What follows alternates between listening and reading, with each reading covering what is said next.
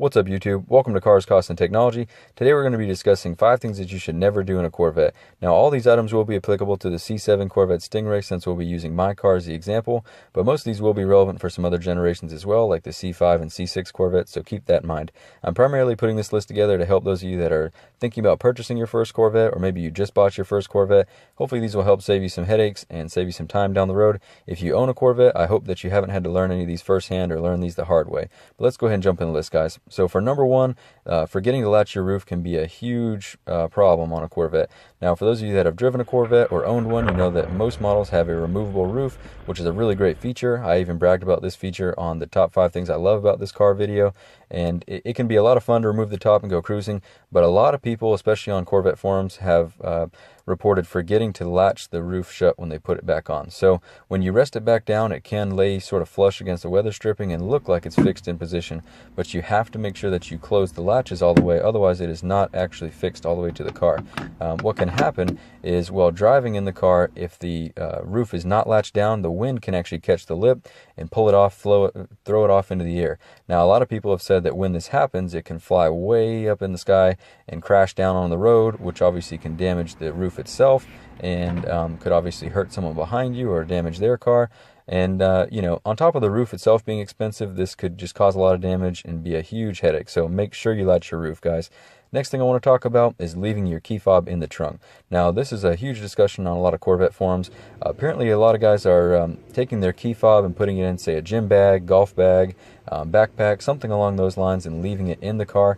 I personally would never do this. I wouldn't feel comfortable leaving the fob in the car, but if for some reason you were wanting to do this, keep in mind that the way that these fobs work with the passive locking system, you will most likely get locked out of the car, since the fob will not be detected in the trunk typically, and it also could even lock even if it does detect the fob.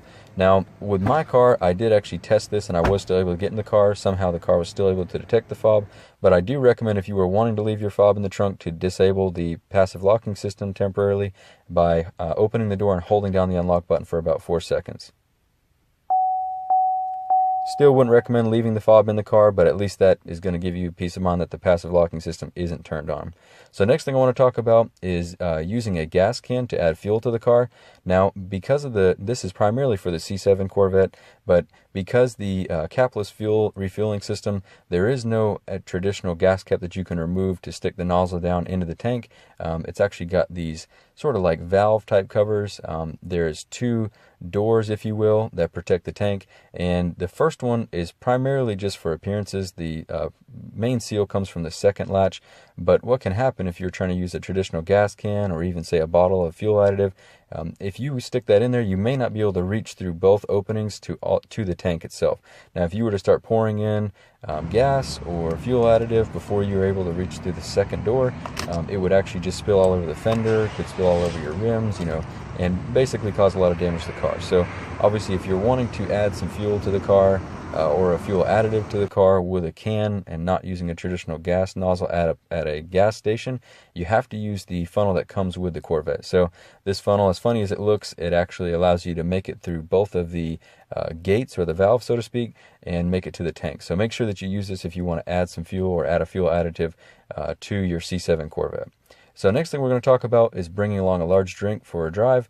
Now, this is something that is not special to the C7 Corvette. A lot of Corvette owners have complained about this for a while now, but the cup holders are not so great. You know, they're pretty shallow. There's only 2 of them. They're somewhat small.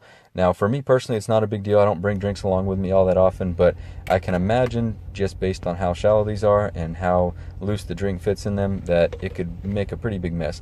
A lot of guys on Corvette forums complain that they've spilled their coffee on themselves, spilled soda on themselves, so make sure if you're going for a drive, especially if you're going to be driving fast, that you do not bring along a large drink, or if you're going to, make sure that you've got one hand on it at most time, because you could end up cleaning up a pretty big mess. You can see even with this water bottle how it just fits really, really loose in there. Obviously, this having a cap on it wouldn't be a big deal if it were to fall over, but you know, you can see where it'd create a pretty big mess if you had a drink that did not have some type of sealable lid on it. So make sure you look out for that, guys. Be careful. I wouldn't want anyone to damage their interior or get burned by hot coffee, so keep that in mind.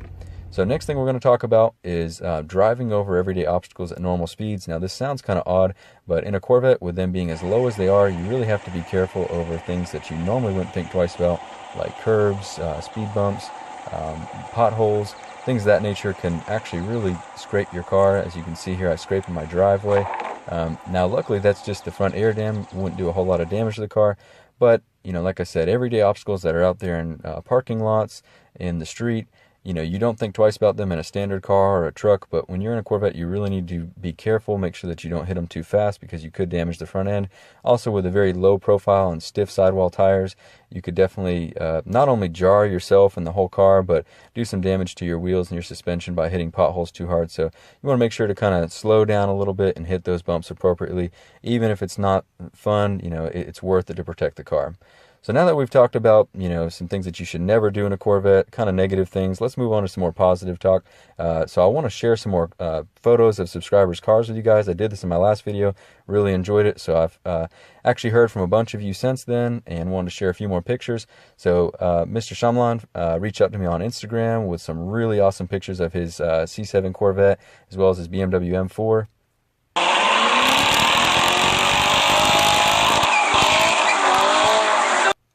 So he's a subscriber of the channel and watching all the way from Dubai. Really appreciate him reaching out to me. Really beautiful C7 Corvette. Like I said, beautiful M4 as well. Really appreciate you reaching out to me, man. Thanks for sharing the photos. Definitely check him out on Instagram. His info will be in the description. Next, we've got Red Vet Italia on Instagram. I've had multiple conversations with him. Really cool guy. Check out his drawings and his C6 Corvette on his Instagram. His info will be in the description as well. Next, we've got the TN Deer channel here on YouTube. His son actually just picked up this really clean C6 Corvette, which looks really nice. Hopefully, we'll have some videos uploaded of that soon. Definitely check him out on YouTube. But anyway, guys, I really appreciate all of you that send those photos to me. I enjoy looking at them and posting them on my videos. Definitely send me some at the info in the description if you'd like to be featured on a video. But I appreciate you watching, guys. Have a great day. Give the video a thumbs up if you enjoyed it, and make sure you subscribe to the channel. Thanks.